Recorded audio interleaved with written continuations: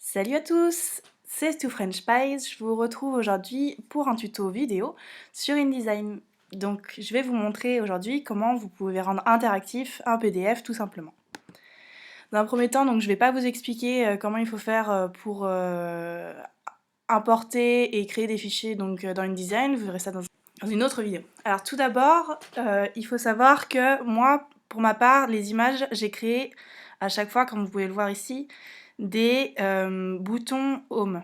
Donc en fait, des petits boutons pour revenir tout de suite à une page. Donc ça, vous le créerez par vous-même. Donc tout d'abord, je vais vous montrer comment on peut faire une interaction avec un lien vers un site web.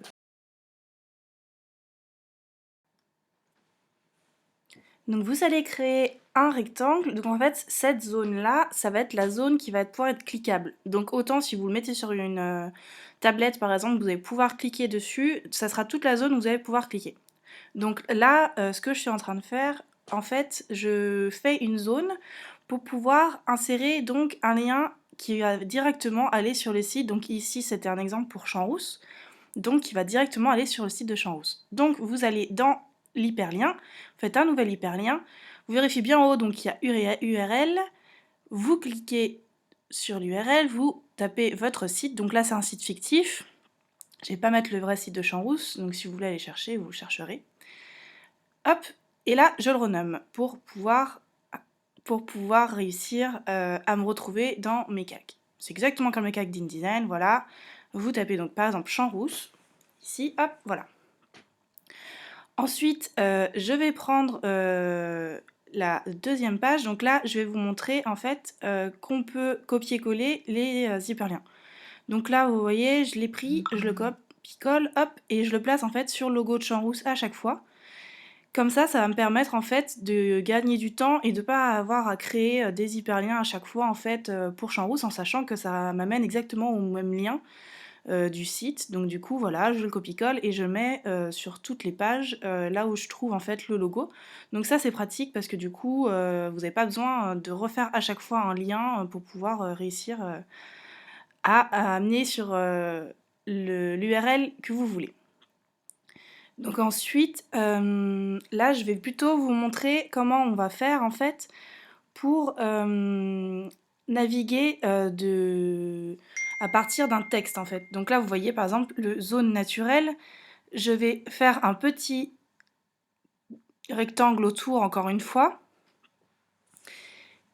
Et en fait ça va être comme si je cliquais dessus. Donc là vous voyez, je refais, donc j'appelle par exemple ici donc Champs-Rousse slash zone naturelle. Donc c'est encore une fois un site fictif. Et quand je cliquerai dessus, en fait, j'atterrirai directement sur le site. Donc là, je le renomme. Comme ça, on gagne du temps. Et en fait, ça vous permet de pouvoir réussir à directement en fait cliquer sur un texte, vu qu'ici c'est une image. Mais en fait, il faut que vous sachiez que ça existe aussi si vous voulez en fait avec un texte normal. Donc voilà, vous faites un texte, une zone de texte. Donc là, par exemple, on va mettre du lorem ipsum. Hop, donc lorem ipsum. Et en fait, je vais vous montrer que même avec du texte, à partir du moment où vous le sélectionnez, vous allez réussir à faire un hyperlien qui va fonctionner. Donc là, vous tapez, vous prenez, hop, je le mets un petit peu plus gros pour qu'il se voit. Hop, je souligne comme si c'était en fait un lien hypertexte directement. Et je vais directement dans hyperlien, je me fais un nouvel hyperlien. Et je mets un lien fictif, donc je l'appelle loremipsum.com. Bon, c'est pas un lien valable, mais c'est juste pour vous montrer, hop, et ça devient bleu. Donc bleu, pourquoi? Parce que les liens en fait interactifs en général sont bleus comme sur le net, voilà, et du coup ça vous permet de pouvoir faire un lien directement cliquable à partir du texte.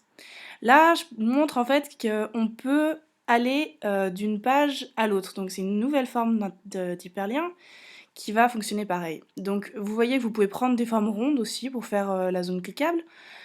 Et là, au lieu d'aller sur URL, vous allez aller sur page. Voilà. Donc vous allez sélectionner la page sur laquelle vous voulez aller en fait. à partir de ce bouton. Vous êtes bien, donc vous vérifiez que vous êtes bien dans InDesign, enfin dans le document InDesign, et que c'est un rectangle invisible, c'est mieux. Sinon, ça se verra et ça sera bien moins bien. Le fixe, donc c'est pour réussir à garder la forme que vous avez choisie prédéfiniment. Et là, vous voyez directement, hop, ça vous met le lien sur l'icône de la maison. Donc ça, c'est toujours dans l'image. Si vous voulez en trouver, vous pouvez aller sur des sites comme Flaticon par exemple. Donc là, pareil que pour le logo, je vais copier-coller, hop, et en fait, ça va toujours me ramener à la page 1, vous voyez? Puisque de toute façon, c'est pour ramener en fait au sommaire, donc du coup, je peux me permettre de copier-coller et de les mettre sur toutes les pages. Hop. Donc ça, c'est vraiment pour réussir à revenir à la page 1.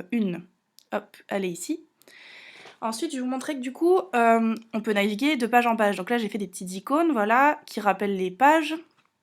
Et toujours par un principe de rectangle, je vais en placer dessus. Je fais donc un nouvel hyperlien, encore une fois. Et là, je reste bien en page, dans le document. Et vous voyez que je peux mettre page 2, qui est donc ma page avec les sapins. Et ça va être hyper intéressant parce que du coup, on va pouvoir naviguer dans tout le document grâce à des hyperliens. Donc là, même principe, donc pour tous, en fait, je vais faire des rectangles et je vais les faire amener pile poil à la page que je veux. Et en fait, ça va vous faire une petite interaction bien sympa qui va vous permettre en fait de pouvoir aller de page en page. C'est pas forcément, là c'est comme une sorte de sommaire, mais ça peut être aussi d'une page à l'autre. En fait, vous pouvez vraiment faire beaucoup de choses grâce aux hyperliens en fait de pages. Donc là, je le fais pour toutes les pages.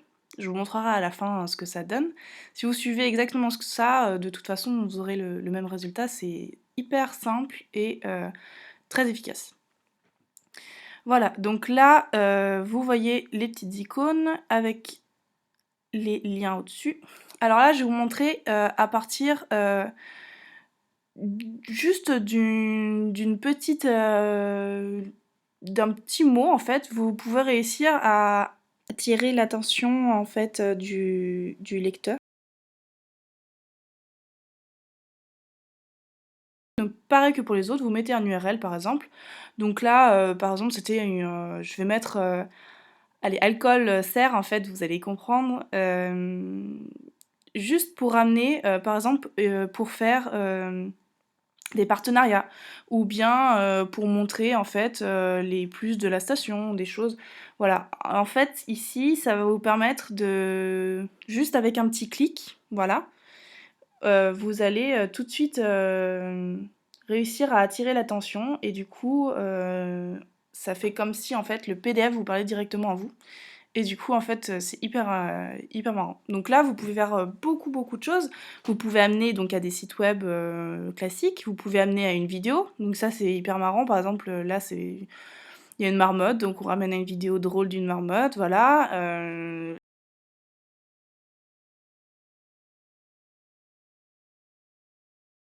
Là, par exemple, ça peut encore être une sorte de partenariat. Donc on voit clic, du coup, on y va. Donc pareil, on en refait un. Tout de suite dans le même esprit que les autres, en fait, voilà.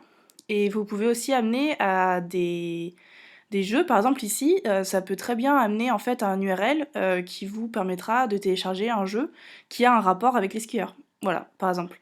Donc vraiment, il faut pas être fermé, il faut pas penser que c'est juste pour un site basique. En fait, ça peut vraiment être pour plein de choses. Donc là, ça peut vous amener à télécharger un jeu, par exemple, destiné à la station de Jean Rousse. Voilà, ça peut être vraiment plein de choses. Donc c'est hyper intéressant. Donc là, on va l'appeler jeuski.com, voilà, hop.